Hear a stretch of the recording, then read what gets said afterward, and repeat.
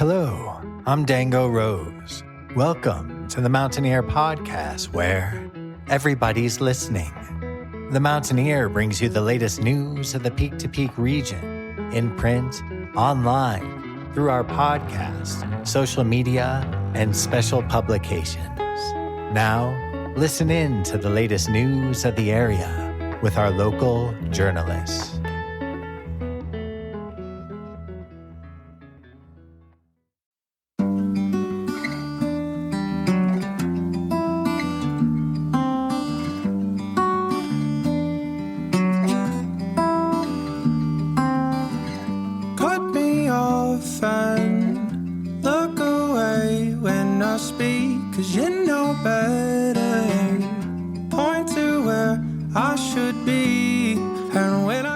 The song that you are currently listening to is called Backwards. It's written and performed by Sturtz and is on their most recent album release, Hyacinth, which you can find wherever you get your music.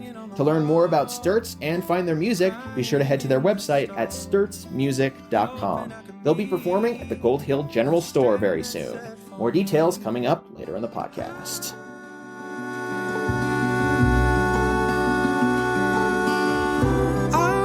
Backseat looking out, backwards, backwards. Echoes of my past self reaching out, backwards, backwards. Maybe I'll just go on being backwards, backwards.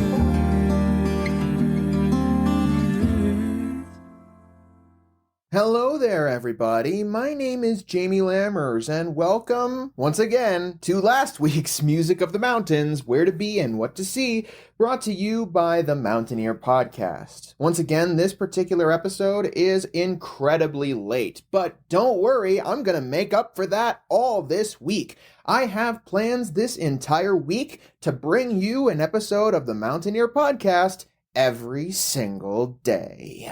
That's right, for the next 5 days in a row, I'm going to be bringing you great episodes of the Mountaineer Podcast. Last week's Music of the Mountains, 2 very special episodes featuring correspondence from the Mountaineer Podcast, and a 2-part special for this week's Music of the Mountains. Stay tuned all this week for more great episodes of the Mountaineer Podcast. If you're interested in subscribing to The Mountaineer, then be sure to head to the mtnear.com and click on the subscribe button in the top right corner of our homepage. From there, you'll get full access to our digital archive and scanned copies of our physical newspaper. You can also choose to receive a physical subscription and send it to your mailbox or send it to the mailbox of someone that you love. If you want to get advertised in the newspaper and or in the podcast, then be sure to head to the mtnear.com/advertise today to learn what offers are available.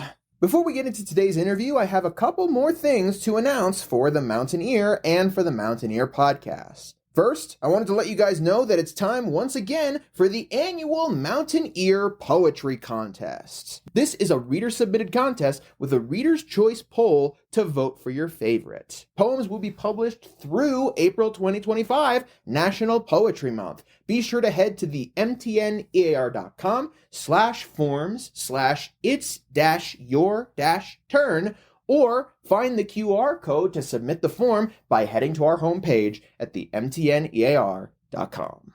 Next, we're looking for more DJs to join the Mountaineer Podcast. We're always looking for more peak-to-peak voices to feature on this podcast, so be sure to email me at media@themountaineer.com to let me know if you want to be involved in the podcast in any way, shape, or form. Also, email our editor-in-chief, Barbara Hart, at info@themountaineer.com. And finally, this week is the final chance to see Hadestown Teens Edition at Nederland Middle Senior High School. This production, written by Anais Mitchell, is a beautiful and tragic story that follows Orpheus on a journey to the underworld to rescue his beloved Eurydice.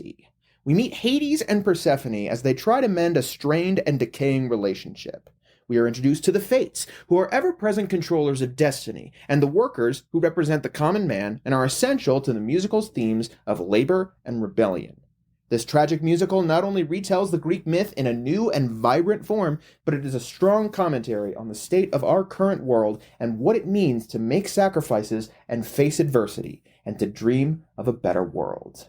Be sure to see Hadestown Teens Edition at the Nederland Middle Senior High School Auditorium to see Miss Elizabeth Evans's final show as part of Nederland Middle Senior High. To reserve tickets for Thursday, April 10th, starting at 7 p.m., Friday, April 11th, starting at 7 p.m., or Saturday, April 12th, starting at 1 p.m. or 7 p.m., then be sure to email Nederland, mshs2@gmail.com. Tickets are $10 for adults and $5 for students and seniors. All right, now let's get into today's interview.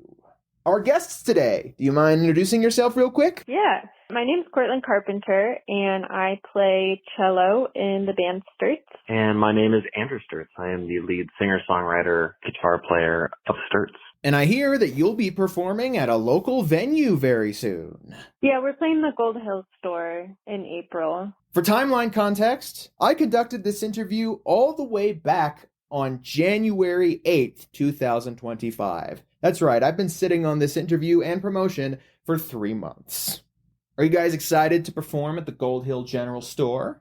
Yeah, so this is actually our first time performing up there. We have played at the Inn a bunch of times, but it'll be our first time playing at the store. And we just released a new album in September, so we'll probably mostly be playing songs from that. The album's called Hyacinth. Yeah, it'll be cool. We've played Gold Hill a lot of times, but not the store. So it's exciting to finally get up there and play that spot for us. So I'm curious, how did Sturtz as a group come to be? And how did you guys decide to adopt Andrew's last name as the group name? Yeah, so it's funny, I think in June of this year, it'll be 10 years for me in Boulder. And I have been a singer-songwriter for 20 plus years, coming back to Michigan and a little bit in Chicago, and not really putting out projects usually too much, or like too many albums, just maybe like a couple, but never really toured on them or worked on them that much. But then, yeah, I moved here and met all of these guys through different mediums, but all through music in general. I remember being excited that, I could play places like the Laughing Goat and have people listen to original music. And through that medium, I did open mics and met Jim, our banjo player, Jim Herlihy, who still runs open mics around town and was running open mics then.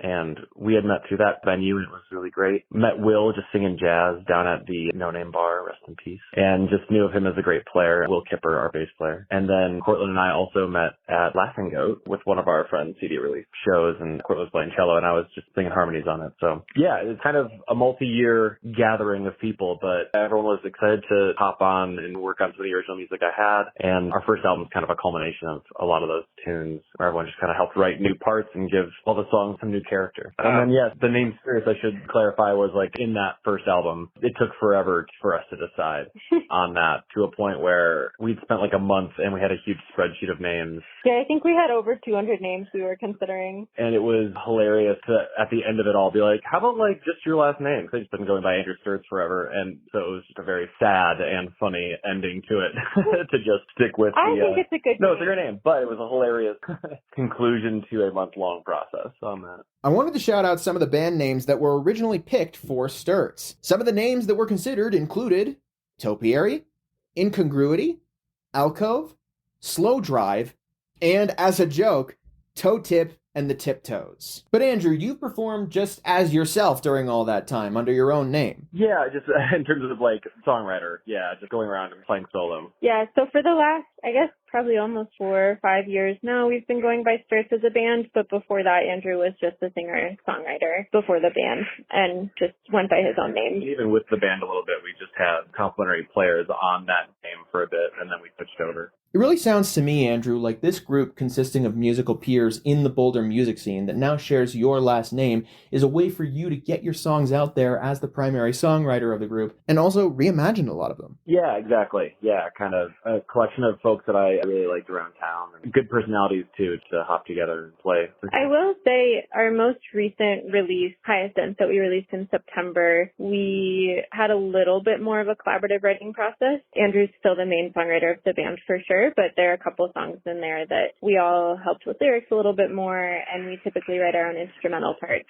So that was a little more collaborative. Well, Courtlyn, I'm curious. What was your musical background before Sturtz? Can you talk about where you got started in music and what musical influences have stuck with you along the way? Yeah. So I play cello in the band, and I grew up playing classical music and kind of branched out into the folk scene. I don't know, it's probably been about 8 years ago at this point. I went to an open mic night that was happening at Upslope and played Bach on my cello because I heard if you played for 15 minutes, you would get a free beer. And I met a bunch of singer-songwriters at that and kind of started branching out into the folk world a little bit. And yeah, this has kind of been my main project over the last 5 years, but I still will play cello on other people's albums and play with other singer-songwriters from time to time. And what about you, Andrew? Can you talk about your experience songwriting and performing before Sturtz? Yeah, I grew up in Traverse City, Michigan, which is very close to the Mackinac Bridge, almost getting to the UP. And I grew up in high school and middle school, just started doing choir and became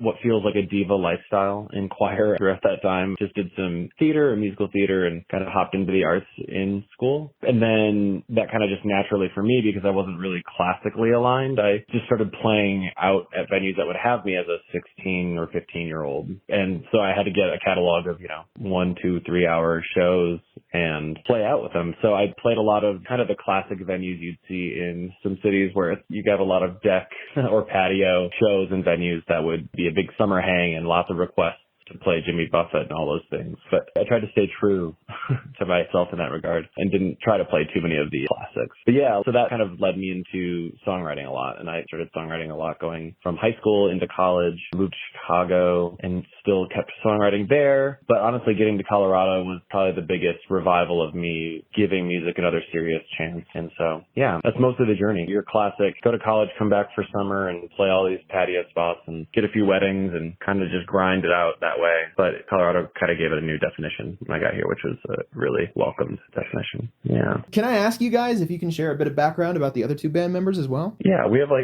some. I'm not sure when Jim Herlihy, our banjo player, I'm not sure when he exactly started, but I know he hadn't been playing his whole life, and so he picked it up. Yeah, so Jim started playing music later in life. I think it was not until he was out of high school and just really enjoyed being a part of the music scene and decided he would start learning guitar himself. That was his first instrument. And grew a bunch from there and got really involved in the Boulder music scene when he moved to Boulder. And then Will, our bass player, well, Andrew said they met at a jazz night. He actually recently graduated from Metro with a degree in jazz performance on bass and still plays a lot of jazz in the area. So he's approaching our music kind of from more of a jazz standpoint, which we really appreciate because he brings in some interesting voicing and chord different ways of thinking about the music that the rest of us might not come up with. So Courtlyn, even though Andrew is the primary songwriter of the band, are you also a songwriter yourself? No, I am not a songwriter. I have helped Andrew with some lyrics and I do write my cello parts, but that's kind of the extent of my contribution there. So in general, even though Andrew is the primary songwriter, how do you guys collaborate on arranging all of these songs and performing them in a group context? How does the writing and collaboration process work in Sturtz? Yeah, so for this last album, all of the songs kind of start with Andrew, and he comes up with kind of a bare bones structure. He's more of a melody writer, and so he'll kind of bring a melody to us before the lyrics are really there at all. And we'll take it from there and add some instrumentation. All three of us have kind of helped write bridges and things before with him, and then I guess all three of us have also now helped him write lyrics for some of the songs. So it's becoming more collaborative.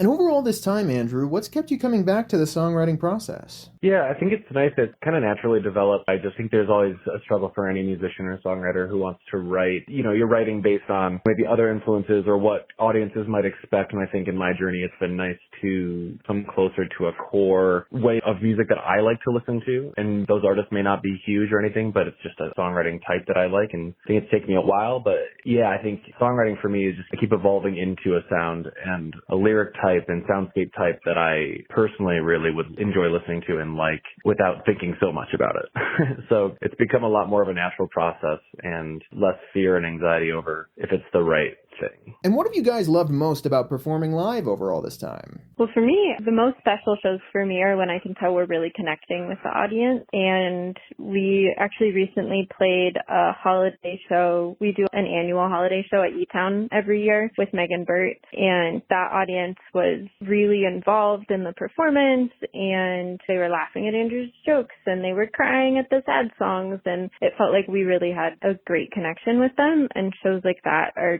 super meaningful to me as a performer. Yeah, I feel we kind of get labeled as like a listening room band because, you know, we can play lots of different venues and sometimes it really works out regardless of what kind of venue it is, but we do really thrive in those connecting spaces. Yeah, and I think there are a lot of different, I think about when we go on tour during the summer, it's cool to see new places and bring our type of music to new people that may see us and go, oh, that's going to be bluegrass or that's going to be a certain thing. And it's cool to bring kind of this Baroque folk thing to them and have them enjoy it, you know. So in that same way, it's really fun to connect with people that are outside of the state and elsewhere. And have you preferred playing on your own, playing in a group? Are there pros and cons to both? I think, yeah, we enjoy the quartet. On this new album, it's nice because we've got some new instrumentation. So we have Will on piano/keys on a couple songs, and Jim will also play electric guitar on a couple tunes as well. So it's nice that we get to switch up that process a little bit instead of just being our standard quartet arrangement. And then, yeah, I mean, it's great because Courtlyn and I will do duos a lot. We do a lot of different kind of promo shows, and when, you know, obviously the band can't be there to play with us, we're playing those. So I think there's a total comfort there with Courtlyn and I just being able to play as a duo, and it's a different vibe, but really, really great. Yeah, I mean, my favorite is to play with the whole group because I think we're really thoughtful about our instrumentation and our harmonies, and it's fun to hear all of that come together in each of the songs. But I know Andrew really enjoys performing solo sometimes too, so that he can kind of be a diva and do his vocal runs and things. Right. I do. It is one of those things that Courtlyn books and manages the band so well that it's so rare that I'll take the time to, you know, book a solo show or have a solo show. And every time it does happen, it's kind of a treat nowadays, which is crazy. But 8 years ago, me would be shocked to hear that I'm just not doing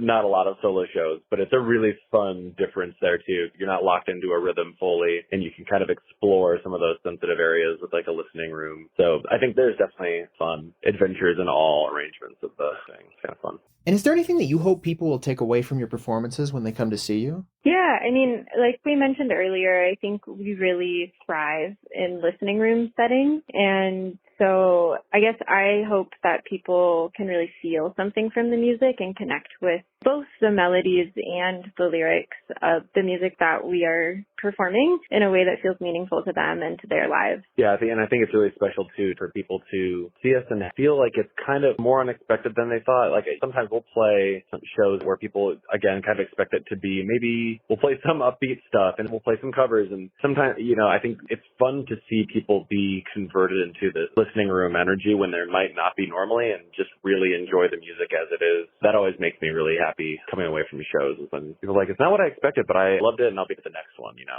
And that's, for some reason, I love that because it feels like you're kind of changing someone's standard of what they expect. It's cool. I want to come back to the album Hyacinth. Can you talk a little bit more about the development of that album? Yeah, kind of back to the songwriting thing. It's more naturally what I've wanted to write in the past few years. And so, of course, it's going to feature plenty of melancholy, but I think it's a really pretty album, and I'm really proud of it. I feel like our first album is kind of an amalgamation of different originals that kind of stray into these like, oh, I'm trying to do soul, bluegrass stuff, or hop into folk kind of, and it's just kind of all over the place. And this one feels a little bit more established, and like the writing was all kind of around the same era of time and with the same intention. Yeah, I was going to say this one feels pretty thematic, where a lot of the songs are kind of nostalgic and about growing up and what it's like to be living in your early 30s in this time period. And I think, yeah, both the lyrics and the music reflects that feeling and that vibe. And I'm proud that we have kind of a cohesive piece of art that we were able to release.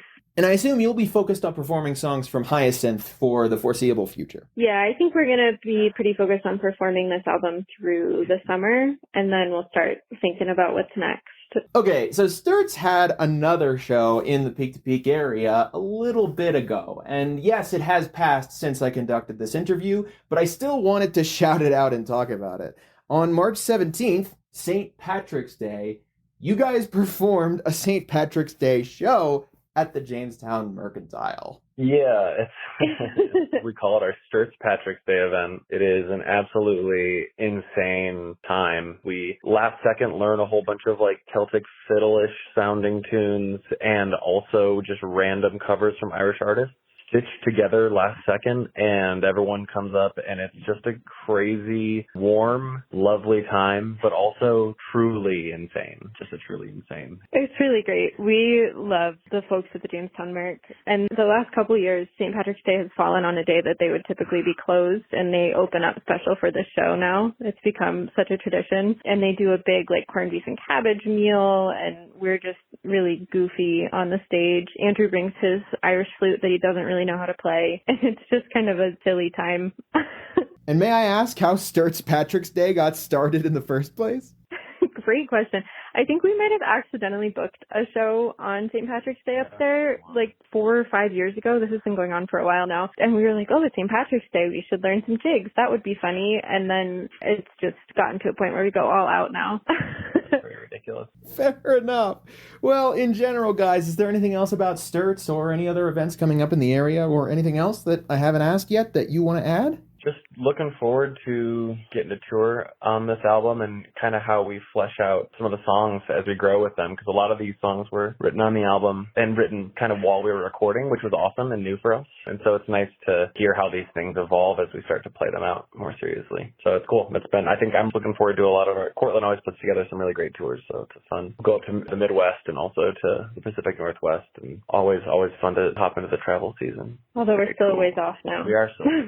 I guess one more thing, just kind of a fun fact, and it's not in the mountains, so it might not be appropriate to share for this podcast, but we do run a concert series on a farm in Boulder at 63rd Street Farm every summer, and we partner with the farm to do that, and we book the series and also run sound and run the door, and the farm makes wood-fired pizza, and so that's something really special that we've been able to do to kind of connect with the local and touring music community more in the summer as a band, and we always play one of those events as well toward the end of the summer normally. It is a cool, the whole band kind of plays a part in it, which is kind of fun about it. Thank you so much to Andrew and Courtlyn for coming on board and joining us for the podcast. You can see Sturtz performing live at the Gold Hill General Store located at 531 Main Street in Gold Hill on Friday, April 11th, 2025, starting at 8 p.m. To learn more about Sturtz and find their music on your preferred platform, then head to their website at sturtzmusic.com.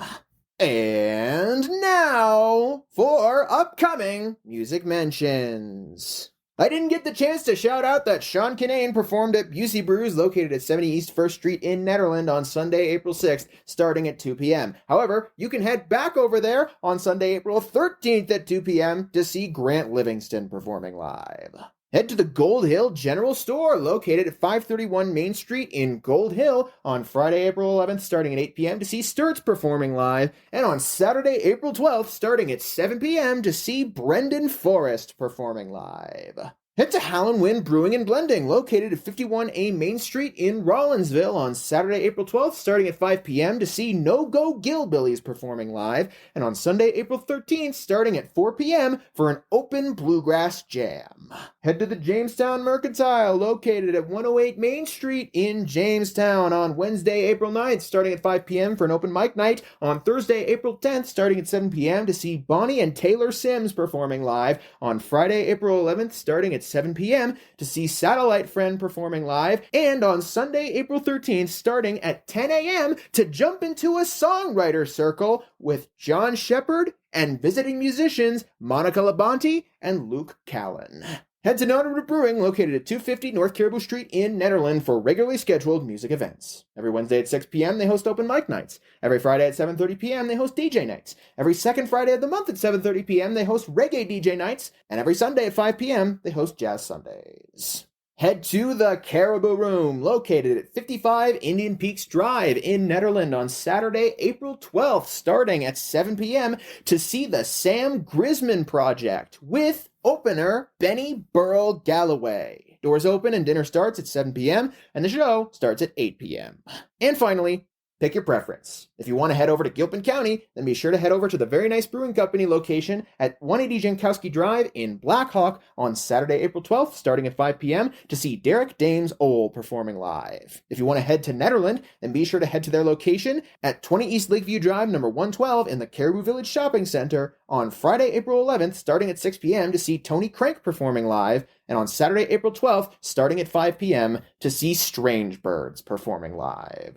Did we miss you or any of your performances? Do you want to submit your music listing in the Peak to Peak area? Do you have updates to your business or to your performances? Please call 303-810-5409 or email info@themountaineer.com or media@themountaineer.com to be included in the next print edition or the next podcast of The Mountaineer.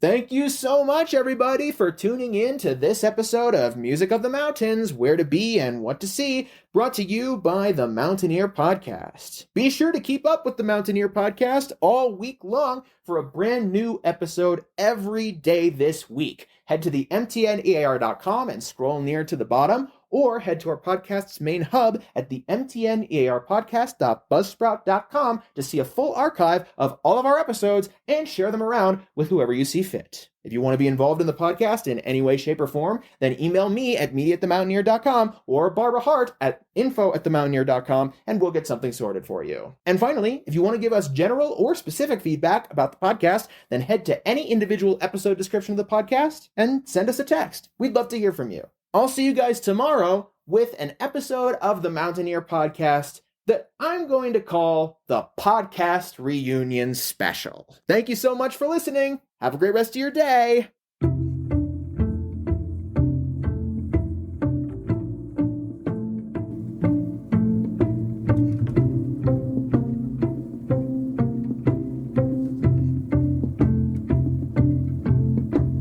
A picture of a boy hiding hard behind a joke or two just to seem fine.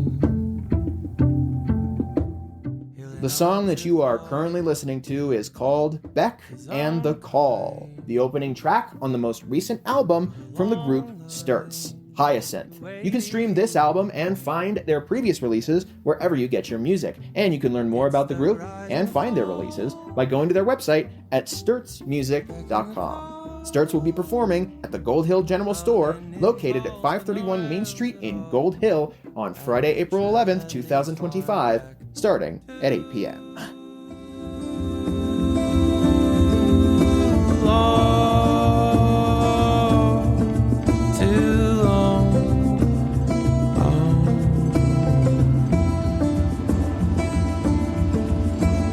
Thoughts are in his head, and they're at even stake to leave the gate each time. And his thoughts that don't relate, they confiscate thoughts remain each time. It's the rise and the fall, the back and the call of an impulse with no rails at all, and a trail that leads far back too long, too long.